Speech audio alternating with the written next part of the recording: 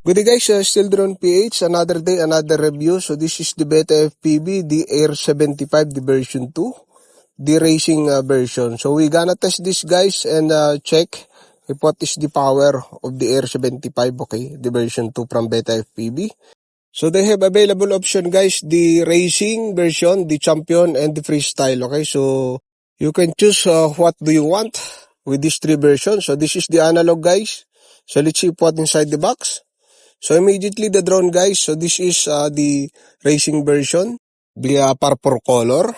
I think the freestyle is the blue one and the black is the champion, okay? So they put the extra canopy, the extra propellers, and this USB Type-C to update your Betaflight settings, okay? QR code and that's it.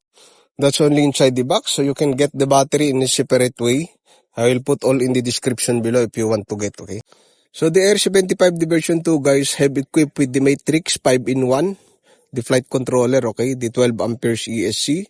Have onboard BTX, the 25 milliwatts to 400 milliwatts.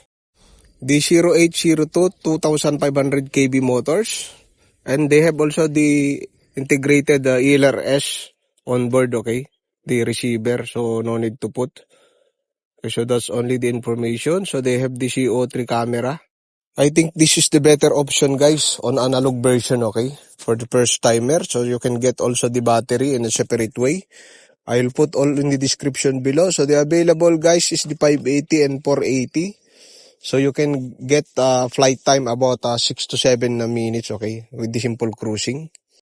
They have also available different color of frame, okay. You can choose what you want, the black and the purple, I think. They have orange, white, and blue. It's available, okay. So that's only. So we will bind guys and we will fly outside. We will use the Radio Master packet, okay, in this flight.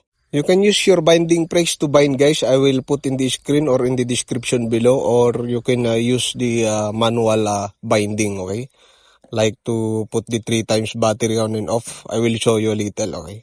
So this is our Radio Master packet crash, okay. So we'll bind it in the manual setup, okay. So first thing that we do guys, bring your Radio Master. Just go to your Express LRS, then go to bind. Okay, so that's it. And now you can go to your drone, get your battery, then insert 3 times guys on and off the 2. 1, 2, then the number 3, don't remove it. That is the binding manual mode. Then click the bind button on your radio controller. So that's it. You can replug and unplug. Then your radio controller will detect. So as you see. So if you cannot connect, just put the binding phrase guys. I will put in the screen. Or you can watch my video tutorial, okay, on the description below. So you can ready to configure it. Just put the Type-C adapter that include inside to set it on your Betaflight, okay. So that's only the information guys to bind. Pretty easy. So let's gonna go outside and check the power of this small little drone, okay. The Air 75, the version 2, the analog version from Beta FPV. So let's arm. Okay, all set and good to go. It's arm. So we will surprise guys if what is the power of this drone. It's so fast, it's small but it's so fast guys, okay. So that's only. So we will fly and go outside. So let's go.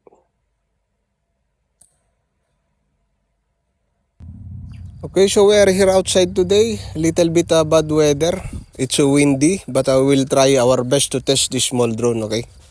The analog, the racing version, the Air 75, okay, from Beta FPV. So let's go and arm. Let's go.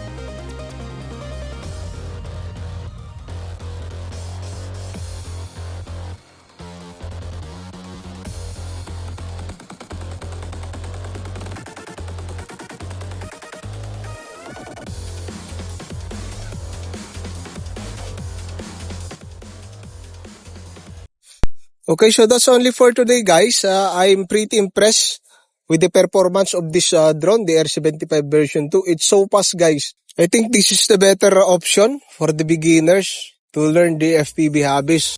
It's a good performance and it's lightweight, okay? So that's only it. And next time again, I will put in the description below and get your own, okay? So that's only. See you and happy flying. See you next time. Peace out.